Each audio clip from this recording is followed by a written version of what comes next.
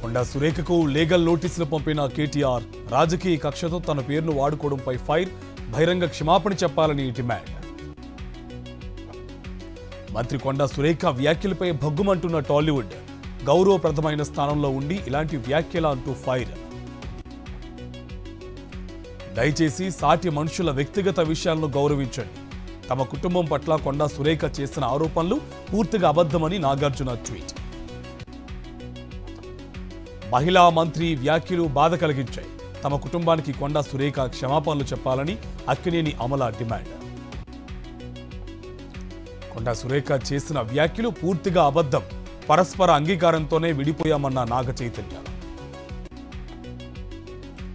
తమ విడాకుల్లో ఎలాంటి రాజకీయ కుట్ర ప్రమేయం లేదు, ఊహాగానాలు మాడుకోవాలని అభ్యర్థిస్తున్నా అంటూ సమంత పోస్ట్. మహిళలను రాజకీయాల్లోకి లాగడం సరికాదు, సురేఖ చేసిన దుర్మార్గపు వ్యాఖ్యలను సహించబోమన్న చిరంజీవి. వ్యక్తిగత జీవితాలను రాజకీయాలకు వాడుకోవడం బాధాకరం, బాధ్యతాయుతమైన పదవిలో ఉండి అలా మాట్లాడడం సరికాదన్న నటుడు వెంకటేష్. వ్యక్తిగత జీవితాలను రాజకీయాల్లోకి లాగొద్దు, చిత్ర పరిశ్రమపై నిరాధార ప్రకటనలు చేయడం బాధాకరమన్న జూనియర్ ఎన్టీఆర్. సినీ ప్రముఖులపై నిరాధార ఆరోపణలను ఖండిస్తున్నారు.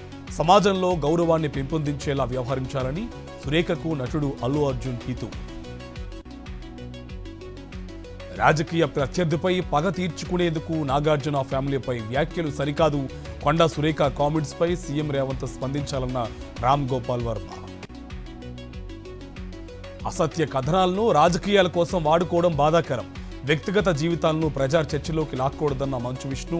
చిత్ర పరిశ్రమను ఎవరూ బాధ పెట్టాలని చూసినా సహించబోమంటూ ఆగ్రహం.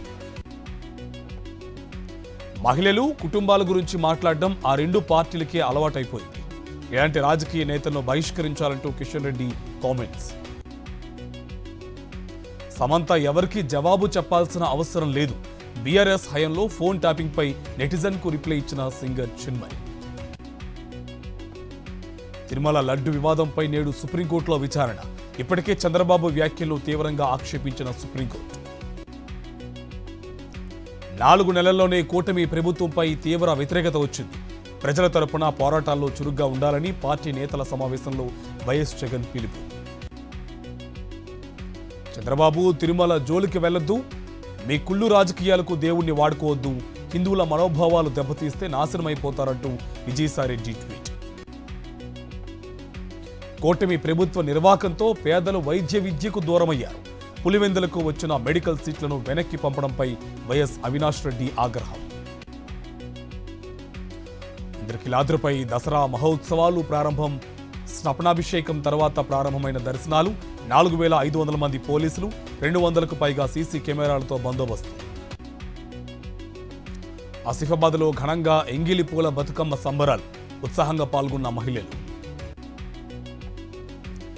ములుగు శివాలయం ఆవరణలో కోలాహలంగా బతుకమ్మ ఉత్సవాలు, రంగురంగుల పూలతో బతుకమ్మలు పేర్చి ఆడిపాడిన మహిళలు.